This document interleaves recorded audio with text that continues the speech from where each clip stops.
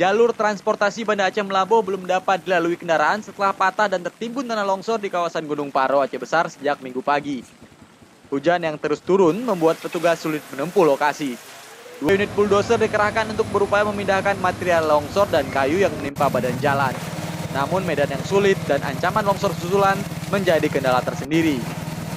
Ini merupakan jalur satu-satunya menuju kawasan Pantai Barat Aceh. Terdapat belasan titik longsor di kawasan Gunung Paro yang menjadi perbatasan Aceh Besar dan Aceh Jaya ini. Hujan deras dan tanah longsor telah mengurung warga di sejumlah kawasan di Aceh. Akibat jalanan patah dan longsor, aktivitas warga juga ikut lumpuh. Dari Aceh Besar, Riza Nasir melaporkan untuk Aceh Video.